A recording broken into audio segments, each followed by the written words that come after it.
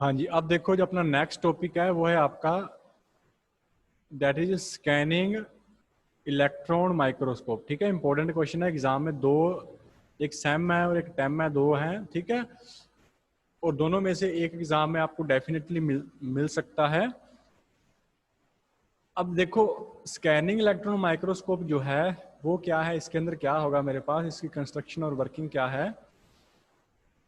अब जो scanning electron microscope है, फर्स्ट क्वेश्चन आपका स्कैनिंग इलेक्ट्रॉन माइक्रोस्कोप का है, और दूसरा आपका है जो आपकी नैनो टेक्नोलॉजी है उसका मेडिकल के अंदर या हेल्थ केयर के अंदर क्या यूज क्या है उसका। ठीक है, अच्छा अब देखो जो स्कैनिंग इलेक्ट्रॉन माइक्रोस्कोप है, फर्स्ट ऑफ ऑल इसको देखो। अब इसके अंदर क्या है, ये आपके पास क्या है, ये एक तरह से माइक्रोस्कोप है जो क्या काम करेगा, जो किसी सैंपल को अगर हमने स्कैन करना है, ठीक है, फॉर एग्जांपल हमारे पास कोई सैंपल है, इस सैंपल को हमने क्या करना है, इसको स्कैन करना है, इसके बारे में हमें नॉलेज देखनी है, हमें इसकी कंपोजिशन क्या है, कुछ प्रॉपर्टीज वगैरह जैसे कंडक्टिविटी, ठीक है, रजिस्टिविटी वगैरह उसी सैंपल की हमने चेक करनी है। तो ये जो स्कैनिंग इलेक्ट्रॉन माइक्रोस्कोप है इसके अंदर हमें क्या करना है, उस सैंपल को रखना है।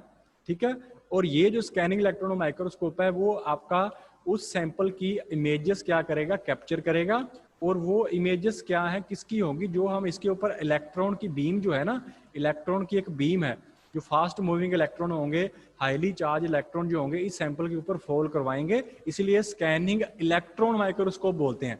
स्कैन तो करेगा, अब किसके थ्रू करता है, आप इलेक्ट्रॉन फॉल करवाते हो इसलिए करता है। ठीक है, तो सैंपल को हमने स्कैन करना है, हमें उसकी इमेज क्रिएट करनी है कि इमेज से मतलब है कि उसकी कंपोजिशन क्या है, ठीक है, उसके बारे में उसकी इलेक्ट्रिकल कंडक्टिविटी, रजिस्टिविटी, इस टाइप की जो प्रॉपर्टीज हैं वो क्या हैं। ठीक है, तो उनको फाइंड करने के लिए हम क्या करते हैं, स्कैनिंग इलेक्ट्रॉन माइक्रोस्कोप का यूज करते हैं। और इसके अंदर जो ये इलेक्ट्रॉन है, ये बच्चे क्या काम करता है, ये जो आपका इलेक्ट्रॉन है ये किसी एटम के ऊपर फॉल करेगा, ठीक है, और उस एटम के साथ क्या करेगा, उस एटम के साथ ये करेगा इंटरेक्ट। ये जो हमने इलेक्ट्रॉन फॉल करवाया है ये उस एटम के साथ क्या करेगा, उस एटम के साथ इंटरेक्ट करेगा। ठीक है, ये उस एटम के साथ इंटरेक्ट करेगा, और इंटरेक्ट होने के बाद में क्या होगा, ये इलेक्ट्रॉन जो था, ये इलेक्ट्रॉन कोई सिग्नल प्रोड्यूस करेगा, उस सिग्नल को हम क्या करेंगे, कैप्चर करेंगे। ठीक है, और उस कैप्चर किए हुए सिग्नल से हमें पता चलेगा कि वो जो सैंपल था उसकी कंपोजिशन क्या है और कोई दूसरी प्रॉपर्टीज वगैरह हैं, वो किस टाइप की प्रॉपर्टीज है हमें फिर पता चलेगा। ठीक है, तो ये आपका क्या है, स्कैनिंग इलेक्ट्रॉन माइक्रोस्कोप क्या काम करता है, कैसे है, ये हमने कर लिया बेसिक। अब हमने इसकी कंस्ट्रक्शन एंड वर्किंग देखनी है। ठीक है बच्चे, क्लियर है, कंफ्यूजन तो नहीं है इसके अंदर। अच्छा अब देखो, अब इसकी कंस्ट्रक्शन और वर्किंग के अंदर मेरे पास क्या है, फर्स्ट ऑफ ऑल बच्चे इसके अंदर होती है इलेक्ट्रॉन गन। ठीक है, ये आपके पास यहाँ पे इस डायग्राम के अंदर ये देखो, ये आपके पास है इलेक्ट्रॉन गन। और इलेक्ट्रॉन गन का हमने क्या है, इसका बेसिक फंक्शन क्या होता है, इसका मैकेनिज्म क्या है, वो हमने प्रीवियस सैम के अंदर भी डिस्कशन कर रखा है, वहां पे भी इलेक्ट्रॉन गन बहुत बार हमने डिस्कस की है। ठीक है, तो यहाँ पे आपकी इलेक्ट्रॉन गन जो है वो क्या है कि हमें एक इलेक्ट्रॉन की बीम प्रोवाइड करनी है, तो उसके लिए हम क्या यूज करते हैं, इलेक्ट्रॉन गन का यूज करेंगे। इसके अंदर क्या होता है, इसके अंदर कोई फिलामेंट होता है जो टंगस्टन का बना होता है, उसको हम हीट करते हैं लगभग 2000 से 2800 केल्विन तक, यहाँ तक उसको आप क्या करते हो, हीट करते हो, तो वो यहाँ वहां से क्या प्रोड्यूस करेगा, हाईली एनर्जेटिक इलेक्ट्रॉन की वो बीम प्रोड्यूस करेगा। ठीक है, इलेक्ट्रॉन प्रोड्यूस करेगा। क्लियर है बच्चे।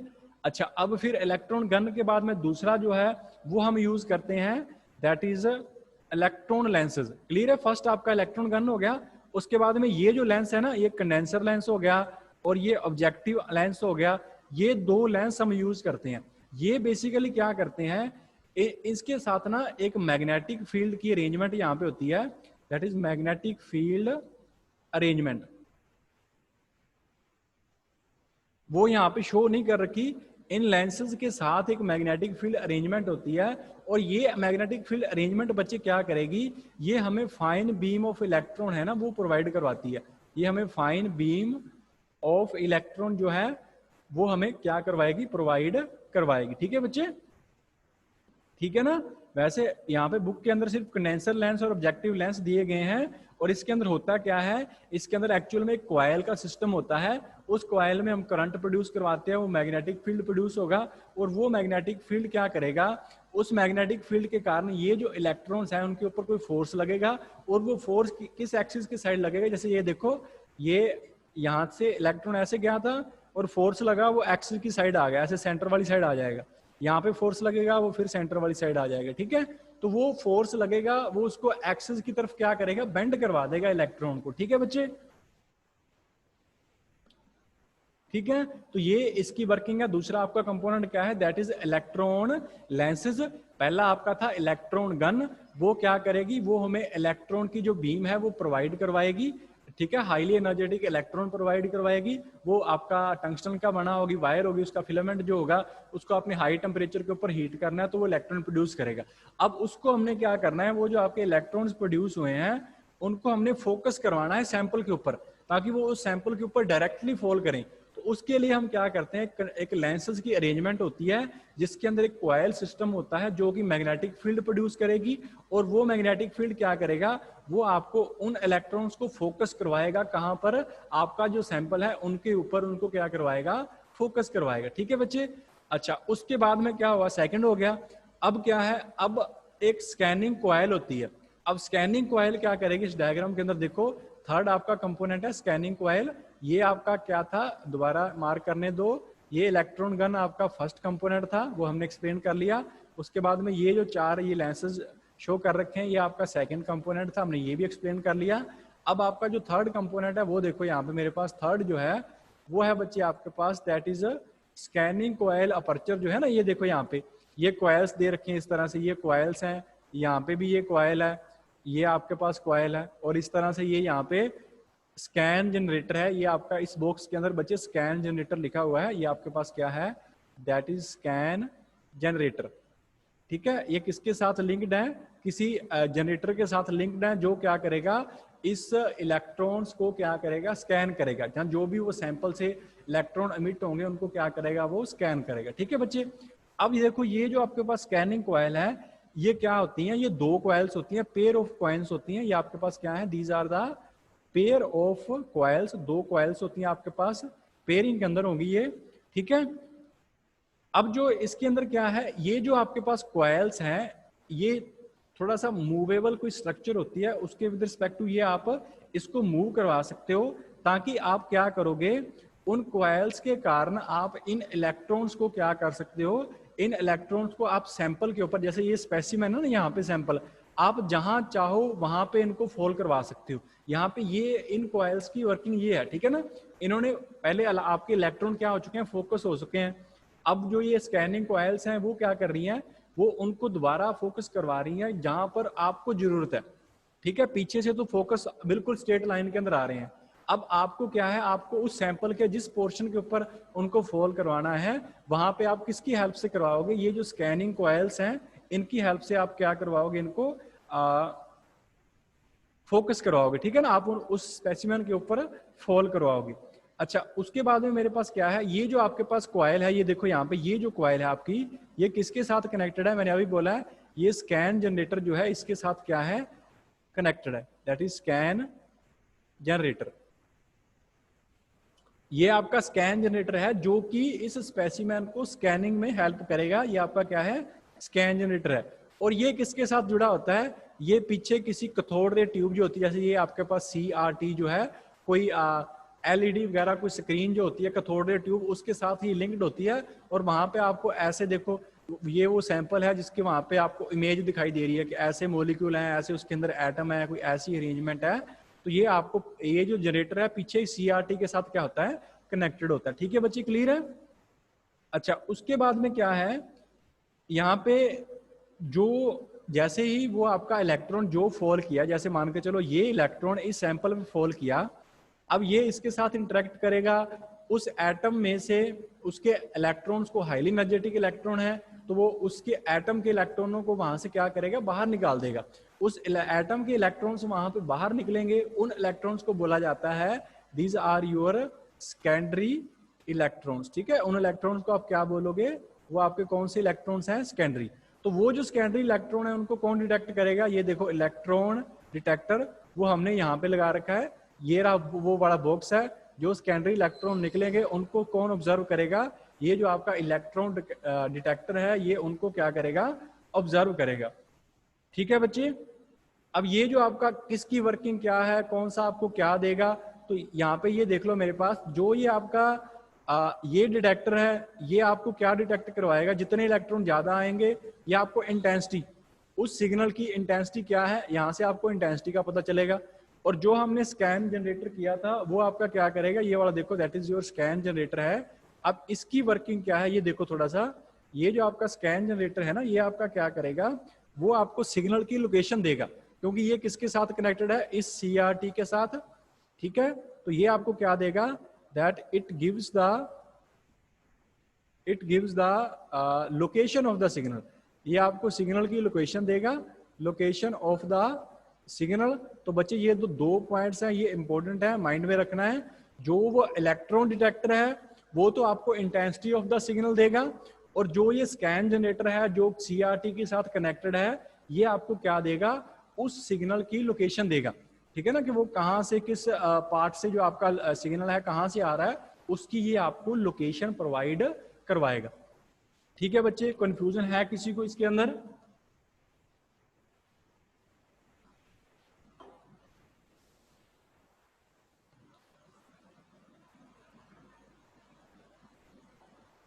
ठीक है, अभी अब देख लो दोबारा कौन कौन से पॉइंट थे। एक आपका पहला इलेक्ट्रॉन गन था, क्या है, क्या कैसे बनेगी, वर्किंग डिस्कस कर ली। उसके बाद में ये आपके पास जो लेंस है वो हमने डिस्कस कर लिया, दूसरा पार्ट। उसके बाद में तीसरा पार्ट ये स्कैनिंग कॉइल्स हैं। उसके बाद में फोर्थ पार्ट है ये आपका इलेक्ट्रॉन डिटेक्टर। क्लियर है बच्चे? तो कंस्ट्रक्शन और वर्किंग के अंदर इसके ये मेन 4 पॉइंट्स आएंगे। अच्छा, उसके बाद में जो आपका ये इलेक्ट्रॉन डिटेक्टर है ना, ये हमने अच्छी तरह से एक्सप्लेन करना है इसके अंदर, फोर्थ पॉइंट जो है। बाकी हमने मेन डिस्कशन कर लिया कि कैसे फॉल करेगा। अब ये जो आपका इलेक्ट्रॉन डिटेक्टर है ना बच्चे, यहाँ पे क्या होगा, जो ये इलेक्ट्रॉन फॉल कर रहे हैं बच्चे, ये 2 टाइप बिहेवियर शो करते हैं। एक तो यहाँ पे होते हैं back scattered electron, these are your back scattered electrons, back scattered electrons. ठीक है, और दूसरे आपके पास होते हैं, मैं इस साइड लिख रहा हूं, वो आपके पास होते हैं सेकेंडरी इलेक्ट्रॉन, जो हमने डिस्कस कर लिए। These are secondary electrons. ठीक है। अच्छा, अब इसके अंदर देखो, ये जो आपके बैक स्कैटर्ड इलेक्ट्रॉन है, इनकी क्या है, ये कब प्रोड्यूस होंगे, जब वो आपका इलेक्ट्रॉन किसी एटम के ऊपर फॉल किया और उनके अंदर जो कोलिजन हुआ वो आपका क्या हुआ, इलास्टिक है। ठीक है ना, अगर आपका कोलिजन जो है इलास्टिक कोलिजन है, तो इट मीन्स कि वो जो बैक स्कैटर्ड इलेक्ट्रॉन है वो प्रोड्यूस हुए हैं। ठीक है, क्योंकि ऐसा नहीं है कि जो हर इलेक्ट्रॉन उस सैंपल के ऊपर फॉल करेगा वो आपको उसकी इमेज वगैरह या उसकी स्कैनिंग जो है वो प्रोवाइड करवाएगा, वो ऐसा पॉसिबल नहीं है। कुछ ऐसे इलेक्ट्रॉन्स भी होंगे जो एटम के साथ कोलाइड करेंगे और वहां पे आपके पास ओनली सिर्फ इलास्टिक कोलिजन होगा। ठीक है, तो उनको बोला जाता है, वो आपके कौन से इलेक्ट्रॉन है, these are your back scattered electron. ठीक है, तो ये बैक स्कैटर्ड इलेक्ट्रॉन होंगे। और सेकेंडरी इलेक्ट्रॉन कौन से हैं, ये वो इलेक्ट्रॉन हैं जब आपके हाईली एनर्जेटिक इलेक्ट्रॉन किसी एटम के ऊपर फॉल करेंगे और उस एटम के जो इलेक्ट्रॉन्स हैं उसके शेल वगैरह के अंदर जो भी इलेक्ट्रॉन हैं उनको वहां से बाहर निकाल देंगे, वो आपके पास कौन से हैं, these are the secondary electrons. ठीक है बच्चे, क्लियर है? कोई कंफ्यूजन है इन दोनों के अंदर? बैक स्कैटर्ड इलेक्ट्रॉन कौन से हैं और सेकेंडरी कौन से हैं? और इसके अंदर ये दोनों ही होते हैं, बैक स्कैटर्ड भी होंगे और आपके पास जो सेकेंडरी हैं वो भी दोनों होंगे। ठीक है बच्चे, क्लियर है?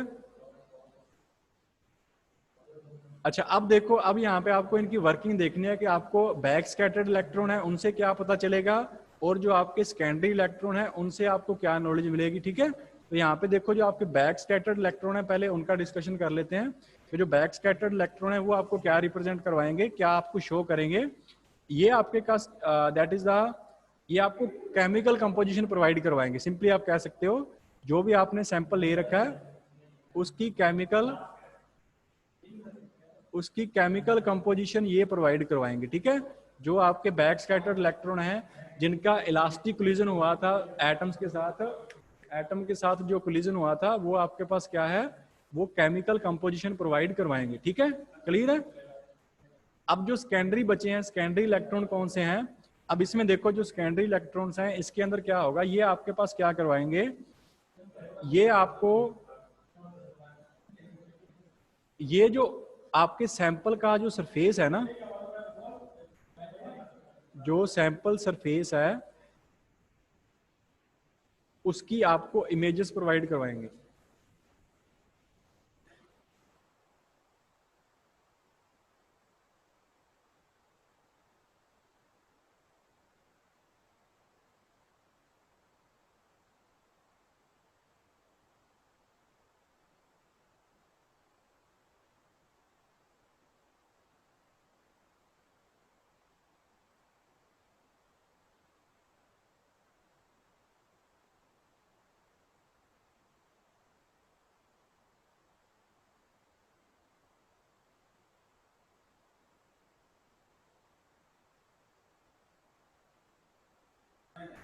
हाँ जी बच्चे, ये चीज क्लियर है? जो आपके बैक स्कैटर्ड इलेक्ट्रॉन हैं वो क्या करेंगे, वो आपको उस सैंपल की केमिकल कंपोजिशन शो करेंगे, और जो आपके सेकेंडरी इलेक्ट्रॉन्स हैं वो क्या करेंगे, जो आपने सैंपल लिया था उसके सरफेस कोई नॉलेज आपको देंगे, ठीक है ना। क्योंकि जो सेकेंडरी इलेक्ट्रॉन्स हैं वो कैसे प्रोड्यूस होंगे, मान के चलो ये आपका सैंपल है, ठीक है, आपने इसके ऊपर इलेक्ट्रॉन फॉल करवाए, ये इलेक्ट्रॉन आया, और कहीं यहाँ पे कोई एटम था उससे कोई इलेक्ट्रॉन निकल के बाहर गया है, तो वो कितनी डेप्थ में से निकल के बाहर जाएगा, ये आपका सेकेंडरी इलेक्ट्रॉन है ना, तो ये आपका सेकेंडरी इलेक्ट्रॉन है, तो ये आपको उस सैंपल के सरफेस की नॉलेज देगा। और जो आपका बैक स्कैटर्ड था वो आपको उसकी केमिकल कंपोजिशन देगा कि इलास्टिक कोलिजन वगैरह कैसे हो रहे हैं, उसके कारण आपको नॉलेज किसकी मिलेगी, केमिकल कंपोजिशन की, ठीक है बच्चे। तो ये आपका टोटल क्या है, that is scanning electron microscope है। ये आपके पास क्या करेगा, दो टाइप के आपके पास इलेक्ट्रॉन शो करेगा, एक तो है बैक स्कैटर्ड इलेक्ट्रॉन और दूसरा आपके पास कौन से हैं, these are your secondary electrons, ठीक है। जो बैक स्कैटर्ड हैं वो क्या शो करेंगे, वो आपको केमिकल कंपोजिशन शो करेंगे बच्चे, और जो आपके पास सेकेंडरी हैं वो आपका जो सैंपल सरफेस है उसकी आपको हाईली रेजोल्यूटिव इमेजेस प्रोड्यूस करवाएंगे। और वो क्यों करवाएंगे मैंने आपको बता दिया, क्योंकि इलेक्ट्रॉन उस सरफेस के अंदर से कहीं निकलेगा किसी एटम से, तो उसके पास जो नॉलेज होगी उस सैंपल के बारे में होगी, तो वो सैंपल कैसा है, जो उसका सरफेस कैसा है, ठीक है। तो ये टोटल आपके पास दो टाइप के इलेक्ट्रॉन्स हैं, और दोनों क्या क्या आपको नॉलेज देंगे या क्या उनसे आपको क्या पता चलेगा वो आपको एक्सप्लेन कर दिया।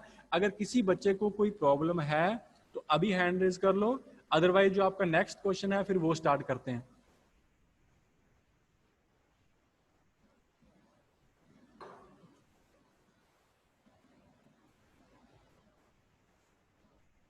क्लियर है सभी को? अच्छा चलो ठीक है। अब जो नेक्स्ट है, देखो यहाँ पे सारा कुछ दे रखा है, मैंने एक्सप्लेन कर दिया, पार्टिकुलर लिखा हुआ है, ठीक है। मैंने जैसे आपको एक्सप्लेन किया आप लगभग उतना लिख दोगे तो भी इनफ है, इतना नहीं है, कम नहीं है, बहुत है, ये 4 मार्क्स में आएगा लगभग ये वाला। अच्छा आगे जो नेक्स्ट क्वेश्चन है वो है आपके पास vision and objective of nanotechnology in healthcare, ठीक है। अब इसको भी अच्छे ढंग से देख लो, ये मेरे पास क्या है, क्योंकि बच्चे आज जो टेक्नोलॉजी है ना, आप फॉर एग्जांपल आप अगर आप कंप्यूटर ही कंसीडर कर लो, ठीक है, आज से 30-40 ईयर्स पहले जो आपके कंप्यूटर थे उनका जो साइज था वो बहुत लार्ज साइज था, वो रूम के साइज के जितना एक कंप्यूटर था। लेकिन आज आपका जो पीसी है वो लैपटॉप की शेप में आने लग गया, ठीक है, छोटा सा, जहां आप अगर छोटा कंप्यूटर देखना तो आपका मोबाइल है, ये भी एक छोटा कंप्यूटर ही है एक तरह का, ठीक है। लेकिन अगर नैनो टेक्नोलॉजी जो आज उसमें इन्वेंशन वगैरह चल रहे हैं नैनो टेक्नोलॉजी के अंदर, जो नैनो पार्टिकल्स हैं, अगर ये पॉसिबल हो गया कि टोटल हर पार्टिकल को आप ज्वाइन कर सको, एटम को कंबाइन कर सको, उनको होल्ड कर सको, तो ये जो नैनो टेक्नोलॉजी है आपके पास, ये आपको वही चीज, वही आपका कंप्यूटर जो है वो आपको स्मॉल स्केल के ऊपर प्रोवाइड कर देगी। जैसे फॉर एग्जांपल पुराने टाइम के अंदर जो आपकी ये जो चिप वगैरह होती थी जो आप मोबाइल के अंदर डालते हो, उसका जो साइज था वो बहुत बड़ा था, ठीक है। उसके बाद में पेन ड्राइव शुरू हुई, पेन ड्राइव जो 16 GB की अगर पेन ड्राइव आप कंसीडर करो तो उसका जो साइज था वो लगभग इतना था, 16 GB पेन ड्राइव का, ये कुछ इस टाइप की पेन ड्राइव होती है, आपके पास देखी होगी, तो ये इतना साइज था।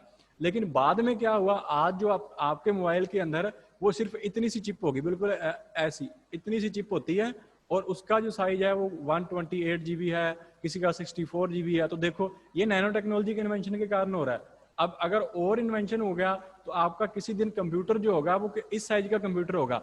आपके जो पेन का साइज है वो आपके कंप्यूटर का साइज होगा, जहां चाहे आप उस कंप्यूटर को कनेक्ट कर लो। एलईडी स्क्रीन के साथ आप अपनी वो पेन ड्राइव लगाओ, आपका कंप्यूटर ऑन हो जाएगा, ठीक है। तो वो नैनो टेक्नोलॉजी के ऊपर सारा डिपेंड करेगा, स्केल के ऊपर, ठीक है। तो ये जो नैनो टेक्नोलॉजी है वो हेल्थ केयर सिस्टम के ऊपर भी, वहां पे भी इसका पर्टिकुलर यूज हो रहा है, आज भी यूज हो रहा है, और आगे आगे समय के अंदर जो नेक्स्ट टाइम आएगा, ठीक है, उसके अंदर भी आपके पास इसका अगर इन्वेंशन वगैरह इसी तरह से चलते रहे तो इसका यूज है वो ज्यादा इंक्रीज हो जाएगा और वो हमारे बेनिफिट के लिए है, ठीक है। अब देखो यहाँ पे मेरे पास क्या है, क्योंकि हमने करना क्या है बच्चे, मेनली आपने पार्टिकल को कंट्रोल करना है। आपने पार्टिकल्स को क्या करना है, कंट्रोल करना है। जैसे यहाँ पे लिखा हुआ है, हमने किया था 2 अप्रोचेस थी, ऊपर से नीचे और एक नीचे से ऊपर, ठीक है, टॉप टू बॉटम और बॉटम टू अप। अगर बॉटम टू अप वाली अप्रोच हम होल्ड कर सके कि आप 2-3 एटम्स को ऐड करो और ऐड करके आप नैनो पार्टिकल बना लो, अगर वो चीज हमारा पॉसिबल हो गया, ठीक है, अब चल रहा है, ठीक है, थोड़ा बहुत हो भी चुका है, अगर वो बिल्कुल हाई एफिशिएंसी के साथ अगर वो पॉसिबल हो गया, तो उसके कारण जो आपके पास नैनो टेक्नोलॉजी है वो आपकी जो डेली लाइफ्स हैं उसको बिल्कुल चेंज करके रख देगी, ठीक है। अगर मान के चलो कोई आपका इंस्ट्रूमेंट है जिसका साइज एक रूम के साइज का है, वो आपका साइज जो है वो आपका लगभग 1 मीटर साइज हो जाएगा, और जो आपका इंस्ट्रूमेंट 1 मीटर साइज का है वो आपका 1 सेंटीमीटर हो जाएगा, ठीक है। तो वो नैनो टेक्नोलॉजी के यूज के कारण है। तो अब देखो यहाँ पे मेरे पास क्या है, इसका ऑब्जेक्टिव क्या है नैनो टेक्नोलॉजी का, जो आपका क्वेश्चन था वो यहाँ पे क्या है, ये देखो, nano technology initiative has the potential to change every part of our life. Nano technology के अंदर जो इनिशिएटिव किया गया है कि आप इसको कंप्लीट चेंज करोगे, ठीक है, आप न्यू टेक्नोलॉजी डेवलप करोगे, तो इसके अंदर आपके पास क्या है, दैट इज इससे आपकी लाइव्स वगैरह हैं वो चेंज हो जाएंगी, ठीक है। इसके कारण हमारा जो हेल्थ केयर सिस्टम है वो ज़्यादा सिक्योर हो जाएगा, इम्प्रूव हो जाएगा। जो कोई आप ऑपरेशन वगैरह कर रहे हो, ठीक है, तो वो बेस्ट ऑपरेशन जो है वो आपका उसमें डेंजर वगैरह जो है, ठीक है, कोई चांसेस वगैरह डेथ के चांसेस हैं या कोई और, ठीक है, वो चांसेस कम हो जाएंगे अगर नैनो टेक्नोलॉजी जो है इसका अच्छे ढंग से प्रॉपर यूज हुआ तो, ठीक है। तो अब देखो हेल्थ केयर सिस्टम में अब यूज हो रही है, वो कहाँ कहाँ यूज हो सकती है, कैसे हो सकती है, वो देखो यहाँ पे। अब हॉस्पिटल्स जो है ना बच्चे, वो will be benefited large from nano technology with faster cheaper diagnosis equipment, ठीक है। क्योंकि देखो अब नैनो टेक्नोलॉजी जितना आप ऑब्जेक्ट को स्मॉल कर देते हो ना, वो नैनो स्केल के ऊपर चला जाता है और उसकी जो वर्किंग है वो भी बच्चे फास्ट हो जाती है। फॉर एग्जाम्पल, पहले आपके पास मैंने अभी बोला है रैम वगैरह होती थी, वो रैम का साइज आधे रूम जितना तो वो रैम का साइज होता था। अब आपके मोबाइल की रैम है, कोई 4 GB है, कोई 3 GB है, उसका साइज देख लो मोबाइल का, और वो फास्टर भी है एज कम्पेयर टू जो पहले रैम्स वगैरह थी, ठीक है ना। तो ये जो नैनो टेक्नोलॉजी है वो फास्टर है एज कम्पेयर टू जो सिंपल टेक्नोलॉजी थी, ठीक है। तो हेल्थ केयर सिस्टम के अंदर अगर आप कोई ऐसा इंस्ट्रूमेंट यूज करोगे जिसके अंदर नैनो टेक्नोलॉजी यूज कर रखी है, तो वो आपका सिस्टम जो है वो फास्टर होगा और वो आपका चीपर भी होगा, ठीक है ना। उसके अंदर आपको कॉस्ट जो है वो इतनी नहीं होगी, ठीक है। और उसके बाद में यहाँ पे क्या है कि जो न्यू बोर्न बेबीज वगैरह बोर्न होंगे, उनकी आप डीएनए जो है ना वो आप क्विकली मैप कर सकते हो। मैपिंग का मतलब यहाँ पे है आप उस डीएनए का आप स्टडी करके विद इन फ्यू आवर्स आप ये बता सकते हो कि इस बच्चे को आने वाले टाइम में कौन कौन सी डिजीजेस वगैरह हो सकती हैं। अब जो भी उसको हो सकती हैं उसकी आप इलाज पहले से ही शुरू कर दोगे ताकि बाद में उसको वो प्रॉब्लम आए ही ना। लेकिन आज क्या है, आज आपको क्या है, आज भी ऐसी टेक्नोलॉजी है, ठीक है। जैसे आप टोटल आप MRI स्कैन वगैरह करवाते हैं तो आपको पहले बता देते हैं कि आपको जो कैंसर है वो स्टार्ट हो सकती है इस पोर्शन में आपकी बॉडी में, यहाँ पे कैंसर शुरू हो सकती है ऐसे, ठीक है। तो वो अगर नैनो टेक्नोलॉजी आ जाए तो वो जस्ट न्यू बॉर्न बेबी जो बॉर्न हुआ है उसी के डीएनए से आज से उसको 20 साल बाद कौन सी डिजीज होगी वो उसके बारे में नॉलेज हो जाएगी और उसको आप काउंटर कर सकते हो, ठीक है। तो ये नैनो टेक्नोलॉजी का एक यूज है। अच्छा, उसके बाद में क्या है, जो नैनो टेक्नोलॉजी है उसका आप यूज करके क्या कर सकते हो, मान के चलो आपको हेडेक हो रही है, ठीक है, आपका सिर दर्द है, आप एक पिल वगैरह लेते हो, ठीक है ना, आपने कोई गोली वगैरह ली है, आपने मेडिसिन ली है। अब वो मेडिसिन बच्चे ऐसा तो नहीं होता कि वो सिर्फ जहाँ पे आपका सिर दर्द कर रहा है बिल्कुल उसी पोर्शन पे वर्क करती है, नहीं, वो सारे शरीर के ऊपर वर्क करती है। लेकिन अगर नैनो टेक्नोलॉजी का यूज करोगे तो जहाँ पे आपको दर्द हो रहा है ना, बिल्कुल वो जो आपकी मेडिसिन है सिर्फ वहीं पे ऑपरेट करेगी, बाकी बॉडी किसी पार्ट के ऊपर वो ऑपरेट नहीं करेगी, ठीक है। ये इसका नैनो टेक्नोलॉजी का एक हेल्थ केयर सिस्टम के अंदर यूज है। अच्छा, उसके बाद में क्या है, आप नैनो टेक्नोलॉजी का यूज करके आप जो ज्वाइंट्स वगैरह हैं, ठीक है, वो आप ज्वाइंट्स रिप्लेस कर सकते हो। कोई भी हाथ पैर के ज्वाइंट्स हैं उनको आप रिप्लेस कर सकते हो। आपकी जो आर्टरीज वगैरह हैं, ठीक है, उनको आप क्या कर सकते हो, रिपेयरमेंट जो है उनकी अच्छे ढंग से कर सकते हो। और उनकी जो रिप्लेसमेंट है, अब ऐसा नहीं होगा कि आपने नैनो टेक्नोलॉजी का यूज करके किसी ज्वाइंट को आपने रिप्लेस किया और वो आपको 1 साल के बाद में फिर चेंज करवाना पड़ेगा। ऐसा नहीं होगा। एक बार आपने रिप्लेस करवा लिया और वो आपका लगभग 20-30 साल वो ज्वाइंट रिप्लेस होकर चल जाएगा, क्योंकि नैनो टेक्नोलॉजी यूज है, वो फास्टर होगी और एक उसकी जो उसकी कॉस्ट है वो भी कम होगी और वो ज्यादा, उसका लाइफ टाइम भी क्या होगा, ज्यादा होगा, ठीक है। तो ये हेल्थ केयर सिस्टम के अंदर इस टाइप के आपके नैनो टेक्नोलॉजी के यूजेस हैं। आई थिंक बच्चे कर लोगे, इसके अंदर कोई प्रॉब्लम तो नहीं होगी। किसी को कोई प्रॉब्लम है तो अभी हैंड रेज कर लो, अदरवाइज आज का आपका जो लेक्चर है वह कंप्लीट है। आगे जो ये एटॉमिक कंप्यूटर दे रखा है, ये इसके साथ बहुत रेयर चांस है आएगा नहीं, लेकिन अदरवाइज करना है तो देख लो, आपको पता है एटॉमिक कंप्यूटर है वो क्या है। अगर आप नैनो टेक्नोलॉजी का यूज करोगे तो इसके अंदर क्या हो जाएगा कि आप चिप्स वगैरह जो है, मैंने बोला है कि आपने चिप क्रिएट करनी है, आपने कोई पेन ड्राइव क्रिएट करनी है, इसका साइज बिल्कुल स्मॉल हो जाएगा, इसका साइज कंप्लीट हो जाए, स्मॉल हो जाएगा। और दूसरा हो सकता है आने वाले टाइम में आपको जो चिप है वो आपको क्रिएट करनी ना पड़े, ठीक है। आज वाले टाइम में ऐसा है कि आपके पास कोई पेन ड्राइव है, ये पेन ड्राइव का साइज है और ये आपकी पेन ड्राइव जो है वो 16 GB की पेन ड्राइव है। लेकिन अगर आने वाले टाइम में नैनो टेक्नोलॉजी जो है वो इतनी एडवांस हो जाए कि आपके पास जो ये साइज ऑफ ग्रेन कंसीडर कर लो, ये बिल्कुल इस साइज के अंदर आप मिलियन ट्रिलियंस जीबी आप डाटा क्या कर सकते हो, स्टोर कर सकते हो, बस इसी जो मैंने 1 लिखा है इतने साइज के अंदर, ठीक है ना। तो ये नैनो टेक्नोलॉजी के कारण ही पॉसिबल होगा। आप क्या कर सकते हो, आप मास स्टोरेज डिवाइसेस फॉर्म कर सकते हो जो कि साइज में बिल्कुल स्मॉल हो और जो आपके पास ज्यादा साइज डाटा है वो क्या कर सकती हैं, स्टोर कर सकती हैं। वही इसके अंदर दिया होगा, जैसे यहाँ पे लिखा हुआ है, to build a mass storage device of the size of sugar cube. जो आपका शुगर वाला जो क्यूब है उसका जो साइज है, ठीक है, चीनी का जो आपका पीस होता है उसके साइज के अंदर आप मिलियंस ट्रिलियंस ऑफ डाटा क्या कर सकते हो, स्टोर कर सकते हो with the help of nano technology, ठीक है। तो ये इस फील्ड के अंदर भी इसका आप यूज कर सकते हो। और दूसरा ये एटॉमिक कंप्यूटर जो है ये आप मेडिकल इंडस्ट्री जो है, हेल्थ केयर सिस्टम है, वहां पर भी ऑपरेट होगा। आपने कोई स्कैन वगैरह किया, जैसे मान के चलो आपने एक्सरे स्कैन करवाया, अब एक्सरे स्कैन वो एटलीस्ट 20-25 मिनट उसको लग जाते हैं, एक्सरे आएगा, वो कब ड्राई होगा, कब वो आपको देंगे। लेकिन अगर ये नैनो टेक्नोलॉजी आपने यूज कर रखी है तो हो सकता है आपने एक्सरे निकाला तो विद इन 1 मिनट आपका एक्सरे आपके हाथ में होगा कि इसके अंदर ये यहाँ पे ये प्रॉब्लम है वगैरह, जो भी है एक्सरे जो दिखाएगा वो आपको क्लियर हो जाएगा, ठीक है बच्चे। कोई प्रॉब्लम है इसके अंदर, किसी को क्लियर है, हो जाएगा।